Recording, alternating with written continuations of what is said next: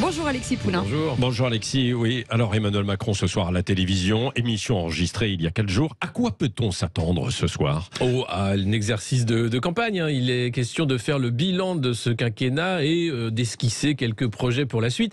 Il ne va pas dire apparemment dans cette émission qu'il est candidat, même si la question lui est posée. Il est candidat dans les faits, la façon dont il se présente. Il est en campagne perpétuelle depuis Marseille en septembre où il fait des chèques cadeaux à peu près à tout le monde. Il visite le pays, Vierzon la semaine dernière. Il y a les conseils de défense sanitaire. La semaine dernière, pareil, 2 heures de conférence de presse sur la présidence française de l'Union européenne. Là, on était dans le futur. Ce soir, on va regarder dans le passé pour avoir une sorte de vision objective du quinquennat par le président lui-même. Donc on est dans le subjectif absolu. Il ne va pas être contredit puisque les 2 journalistes de TF1 vont lui poser quelques questions, mais il ne s'agit pas d'une conférence de presse. Je crois que là, c'est vraiment l'overdose communicationnelle, l'overdose d'Emmanuel Macron, un peu comme, vous savez, cette 3e dose. Les Français, certains rechignent, 400 000 qui vont perdre leur passe sanitaire parce qu'ils disent 2 doses ça va, 3 doses et 4 doses. Là, c'est un peu l'overdose, comme la 5e vague. On parle déjà de 6e vague. Je crois qu'il y a une fatigue totale des Français de ce quinquennat, certes du Covid Et aussi. pourquoi, selon vous, quand même, cette émission-là, à ce moment de l'année?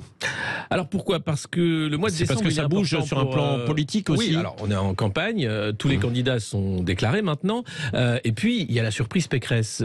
C'était pas le candidat sur lequel avait misé le camp Macron. On attendait tous, enfin ils attendaient tous Xavier Bertrand, et là sort Valérie Pécresse, qui ringardise un peu Emmanuel Macron parce qu'on a affaire à une femme qui a un parti derrière elle. Donc tout l'angle finalement de campagne doit changer rapidement. Donc il y a un peu une fébrilité, on l'a vu avec le porte-parole Gabriel Attal qui attaque Valérie Pécresse. Valérie Pécresse, elle, en profite pour dire que le CSA doit agir parce que ce temps de parole présidentiel, il fausse la donne, le jeu des présidentielles, puisque les autres candidats ne peuvent pas parler autant que ce président. Le temps de parole du président n'étant pas décompté comme un temps de candidat tant qu'il n'est pas déclaré candidat. Donc on est vraiment là dans un jeu où la campagne va commencer à se muscler. Et puis, ce que je disais, c'est qu'il y a chez Emmanuel Macron, lui qui promettait une présidence jupitérienne, en fait, il est omnipotent, omniprésent, il est partout. C'est-à-dire que de la fiche de paye à la feuille de retraite, il veut être partout chez les Français.